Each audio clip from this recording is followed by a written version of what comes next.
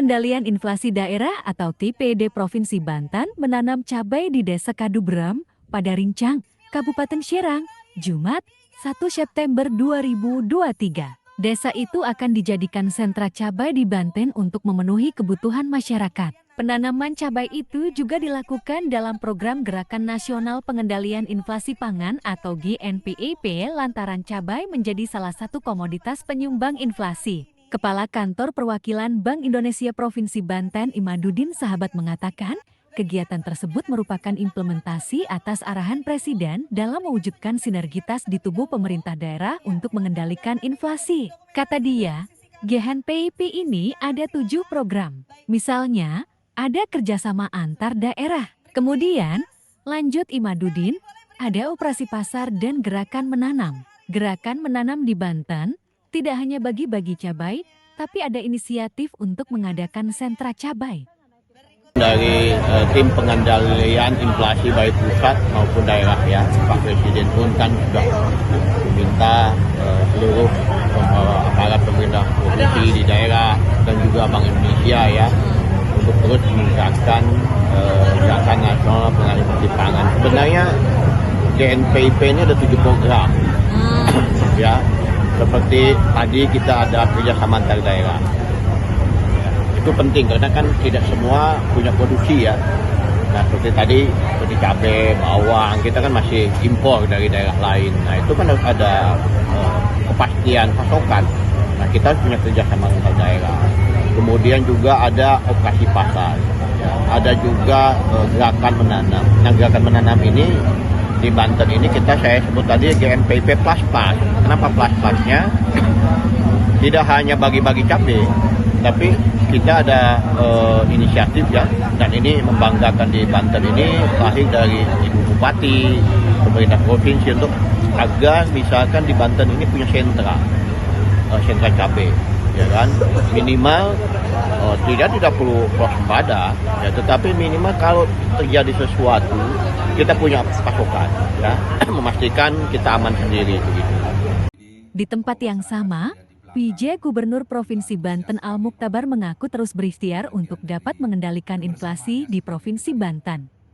Dan seperti disampaikan tadi, ini tindak lanjut dari kemarin kita diundang Istana Negara oleh Bapak Presiden, pengarahan berbagai hal termasuk pengarahan untuk tanam. Cabai adalah komoditi yang terus harus kita jaga dan prinsip dasar adalah besok tidak ada, hari ini kita tetap harus menanam. Ya. Mudah-mudahan segala ikhtiar kita ini untuk baik bagi kita bersama. Amin.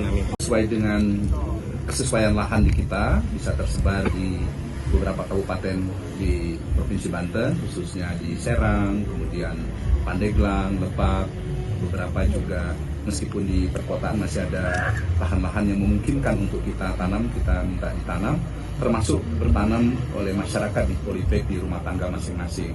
Nah itu tentu kita himbau terus karena kita penting sekali menjaga ini karena memang kebutuhan kita besar.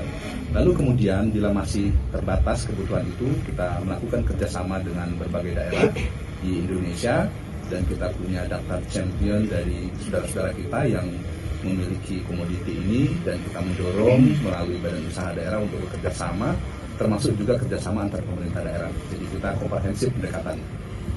Kabupaten kota di kita dorong, termasuk di perumahan yang menggunakan polybag kita juga upayakan untuk rumah tangga menanamnya.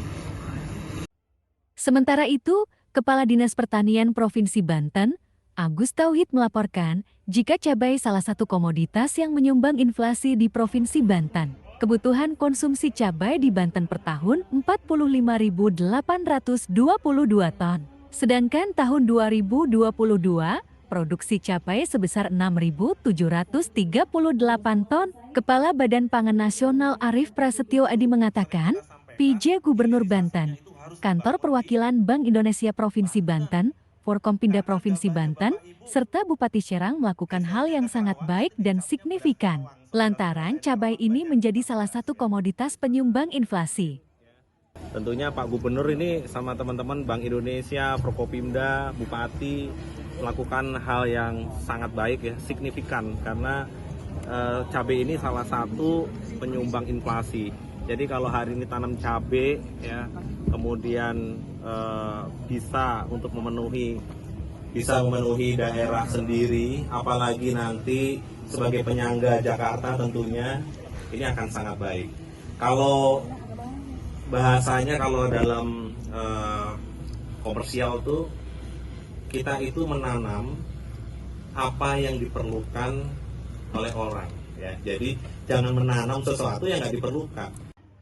Sementara itu, Bupati Serang Ratu Tatu Hasanah menambahkan, dari 146 hektar luas Kabupaten Serang, sekira 50-60 hektar itu daerah pertanian yang terdiri dari sawah, kebun, dan tanaman hortikultura. Di Padarincang, lahan yang siap untuk digunakan bercocok tanam cabai seluas 15 hektar.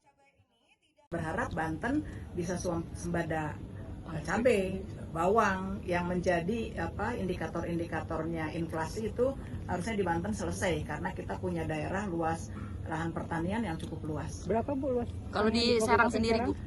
Dari 146.000 hektar itu kurang lebih itu 50-60 hektar itu daerah pertanian, ada sawah, ada kebun, ada daerah pertanian horti. Dengan jumlah petaninya Bu saat ini? Berharap Banten bisa swasembada cabai, bawang yang menjadi indikator-indikatornya inflasi itu harusnya di Banten selesai karena kita punya daerah luas lahan pertanian yang cukup luas. Berapa Bu luas? Kalau di Serang sendiri Bu?